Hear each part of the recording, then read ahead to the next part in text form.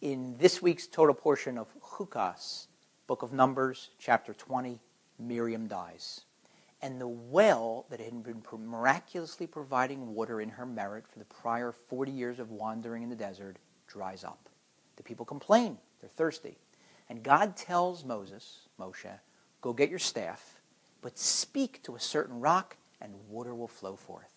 So Moshe and Aaron, his brother, gather the entire people together. They stand in front of the rock, but instead of speaking to it, after upbraiding the people for their rebelliousness, Moshe picks up his staff and he hits the rock. And then, as if for punctuation or emphasis, he takes his staff and he hits it again. And water starts flowing.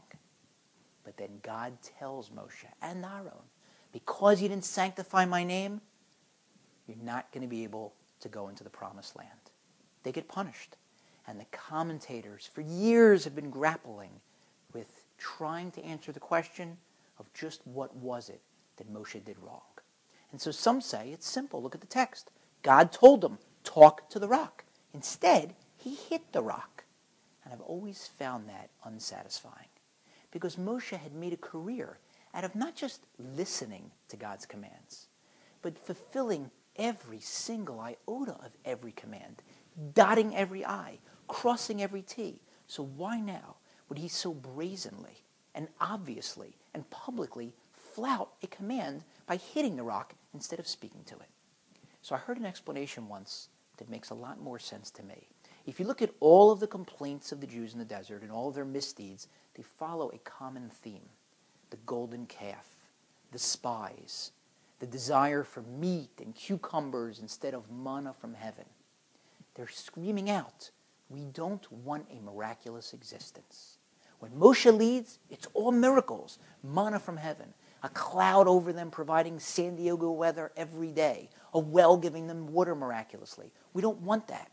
They build a golden calf, signifying to God, we want a more physical relationship. They want to send spies into the land because they want to conquer Israel militarily, tactically, strategically, not miraculously. They want meat. They want cucumbers, regular food, not manna coming down from heaven.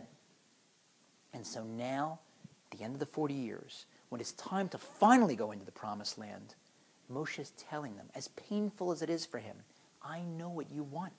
I know you don't want me to lead because my leadership is miraculous. I know you want a physical relationship. You don't feel you could hold yourselves up to the exacting standards that miracles demand. Or maybe you feel your children won't be able to hold themselves to those types of scrupulous standards. So I'm going to give you what you want. I'm going to hit the rock instead of talking to it. So he doesn't get punished for a sin. It's a natural consequence of something that he knows he's doing in order to send the message. And what's even more painful is that we keep hitting the rock over and over again, twice, just like Moshe did. When things are going well, we're so quick to congratulate ourselves. It was our talent and our ingenuity and our perseverance and our taking advantage of that lucky break, and that's what did it.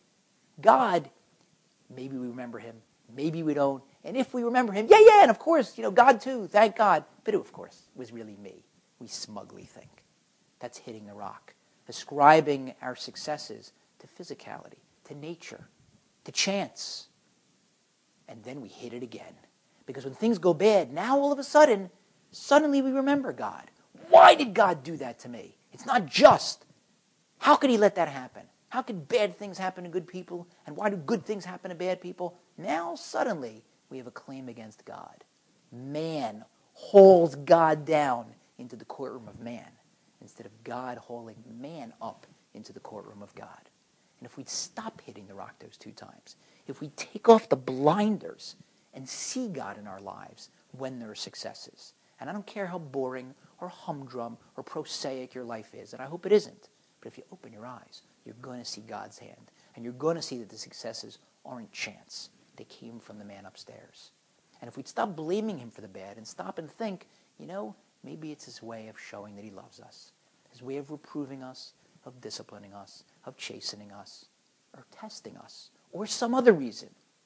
So if we would give him more credit for the good and more indulgence for the bad, If we'd stop hitting the rock those 2 times and start talking to it, boy, will we be better off, and God up in heaven will be smiling down